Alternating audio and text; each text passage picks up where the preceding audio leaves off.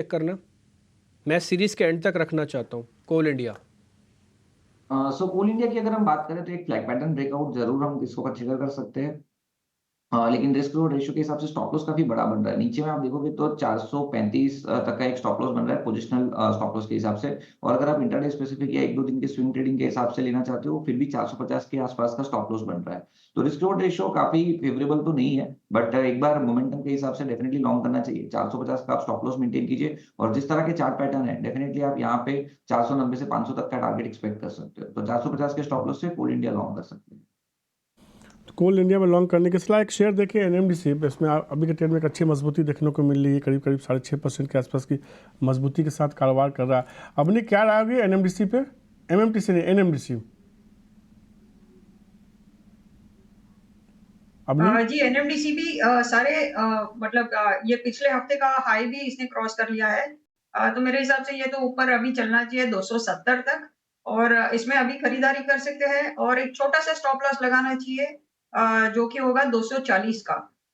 तो risk reward इसमें भी काफी अच्छा है। 240 के नीचे अगर ये टूटता है तो फिर ये फिर से एक बार 225 तक आ सकता है।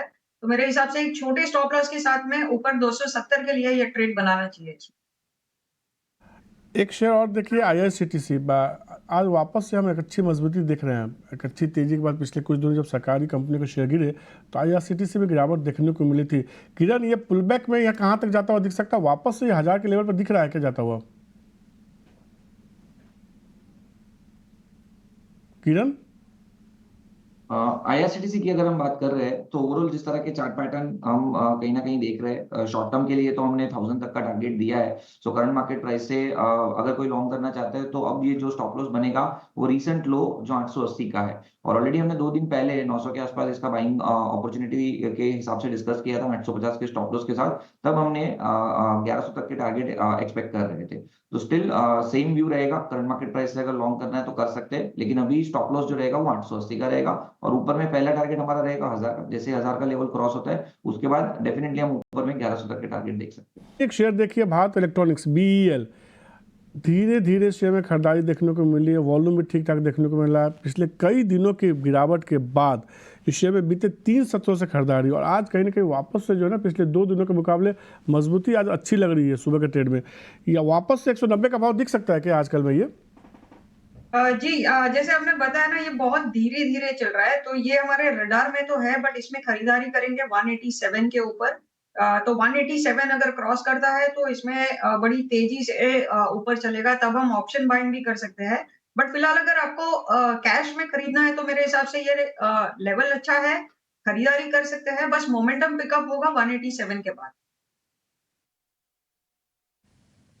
इस बीच मेरे साथ जुड़ चुके हैं टेक्निकल एनालिसिस्ट हैं, उनसे जरा हम पता कर लेते हैं। मैं सीधा एक ही शेयर उनसे पता करता हूँ पहले, वो है सेल का, steel authority of India limited. 3-4 दिन से आपको पता है मेटल काउंटर काफ़ी तेज़ी से टूटे थे। क्या रिकवरी पे ट्रस्ट किया जाए? क्या सेल और चल सकता है यहाँ से? आदित्य, आपसे इसी से शुरुआत कर रहे हैं, जरा सेल के बारे में पहले बताइए।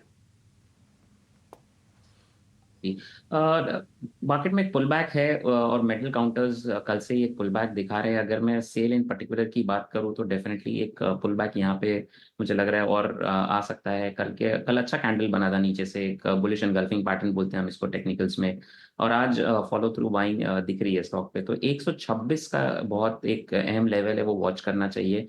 अगर 126 के ऊपर स्टॉक सस्टेन करने लगता है तो मुझे लग रहा है ये 135 से 140 वापस उधर की तरफ जाएगा, और नीचे स्टॉप लॉस आपको लगाना है फिर 120 का। तो 6 रुपए का स्टॉप लॉस रहेगा नीचे, और ऊपर आपको मूव 140 तक का देखने मिल सकता है। 126 के ऊपर डेफिनेटली आप इस पर लॉन्ग ट्रेड ले सकते हो। मुझे लग रहा है कि ये शायद क्रॉस करे आज। मोमेंटम स्ट्रांग है, टेक्निकल्स पे लग रहा है कि चार्ट सेटअप के बेसिस पे कि एक पुल बैक रैली जो कल आई थी वो कंटिन्यू होगी आज। देखिए ऑयल मार्केटिंग कंपनीज के अंदर अच्छी बाइंग है। तो मैंने डाटा चेक किया, मैं बिना डाटा चेक करे बोलता ही नहीं होने। मैंने आईओसी का चेक किया, मैंने बीपीसीएल का चेक किया। एक बार जरा दिखाना ऑयल मार्केटिंग के शेयर्स, मैं आपको बताता भी जाता हूँ। और फ्यूचर वाली प्लेट भी आप दिखाने जाएँ तो वो भी दिखा सकते हैं, ठीक है। आप देखोगे हिंदुस्तान पेट्रोलियम एचपीसीएल, उसके अंदर डाटा ठीक बन रहा है। इसके अलावा बीपीसीएल के अंदर ठीक बन रहा है, 2% ऊपर है। ये दोनों ही शेयर्स है, आईओसी भी है बट वो 1.5% के आसपास होगा अभी, है ना। ये दिखाई 2% वाले एचपीसीएल बीपीसीएल पे। आदित्य अरोड़ा जी, कोई ट्रेड है क्या? आज का ओपनिंग का सौदा ठीक है, इनका बिल्डअप भी ठीक है, प्राइस एक्शन भी ठीक है, और दोनों की ना फ्यूचर वाली प्लेट दिखाना, HPCL की भी और BPCL की भी, तो आपको OI एडिशन पता लगेगा। आदित्य अरोड़ा जी जरा बताइए। देखिए मुझे लगता है कि बीपीसीएल की अगर हम बात करें तो अब ट्रेंड में ही है स्टॉक पर मेरे कुछ लेवल्स आ रहे हैं जिसके हिसाब से मुझे लगता है कि यहाँ पे बाय थोड़ा अच्छा नहीं रहेगा रिस्क रिवॉर्ड के हिसाब से, तो मैं अभी इस लेवल पे अवॉइड करना चाहूँगा। शेयर है NHPC, इस पे अभी क्या करना चाहिए आदित्य अरोड़ा? देखिए मुझे लगता है कि पावर सेक्टर में टॉप बन चुका है, तो यहाँ पे भी अवॉइड करना चाहिए मुझे लगता है। ठीक है। तीसरा शेयर IFCI, इस पे आपके रिकमेंडेशन? IFCI पे पूछ रहे हैं सवाल।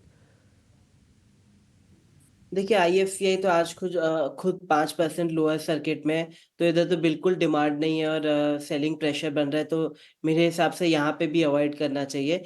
एंड ओवरऑल मुझे लगता है कि बाजार में थोड़ा डाउनसाइड रिस्क है, इसलिए मैं काफ़ी सारे अवॉइड दे रहा हूँ, क्योंकि कन्विक्शन बाय तब आपका बन के आएगा जब एक बार नीचे के लेवल से अच्छी तेजी देखने को मिले।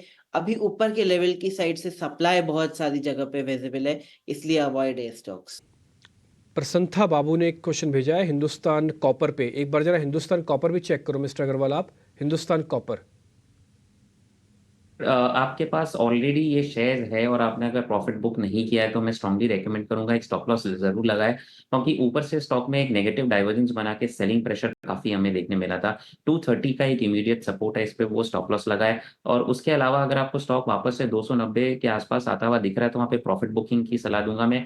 फ्रेश एंट्री हिंदुस्तान कॉपर से बेटर मेरे पास और भी प्लेयर्स है, जैसे कि टाटा स्टील, मुझे लग रहा है कि ये लेवल्स पे अच्छा बाई बन रहा है, JSW स्टील ये लेवल्स पे अच्छे बाई बन रहे हैं। अगर आपको इस सेगमेंट में कुछ देखना है तो may be I will prefer Tata Steel and JSW Steel rather than Hindustan Copper. ठीक है। NMDC और नालको जरा दोनों पे भी अपना रिकमेंडेशन दे दीजिए मिस्टर अग्रवाल। NMDC और नालको जल्दी जल्दी बता दीजिएगा। जी डेफिनेटली होल्ड है, स्टॉक नए हाइस पे बनाते जा रहा है, तो आपको अगर इसमें लक्ष्य देखना है तो 280 के लक्ष्य रहेंगे। और अगर मैं नेशनल एल्यूमिनियम की बात करूं तो उसमें भी एक स्टॉक बहुत शानदार तेजी के साथ चलते जा रहा है और अपने बहुत मेजर रेजिस्टेंस के ऊपर चल रहा है स्टॉक, तो आपको यहाँ पे 170 के टारगेट्स दिखेंगे, तो दोनों ही होल्ड है NMDC और नैल्को। फ्रेश एंट्री भी आप देख सकते हैं करंट लेवल्स पे, खाली स्टॉप लॉसेस आपको थोड़ा डीप रखना पड़ेगा। ठीक है अवनी, बस दो क्वेश्चन मैं आपसे और ले रहा हूँ। एक तो दोनों बैंक हैं, एक तो PNB और दूसरा IDFC फर्स्ट बैंक। इन दोनों को चेक करके जल्दी जल्दी बता दो क्या करना चाहिए, फिर हम कमोडिटीज़ की तरफ आगे बढ़ेंगे। IDFC फर्स्ट और PNB जरा दोनों चेक कर लो आप। पीएनबी में भी ऊपर की तरफ करीबन 127 पे थोड़ा सा रेजिस्टेंस है। जिनके पास है उनको होल्ड करना चाहिए, ये लेवल क्रॉस होगा बट समय लेगा। और जिनके पास नहीं है वो या तो डिप में नीचे अगर 120 के करीबन आए तो खरीदारी कीजिए, या 127 के ऊपर अगर निकल जाता है तो फिर रफ्तार पकड़ेगा, तो 127 के ऊपर खरीदारी कर सकते हैं।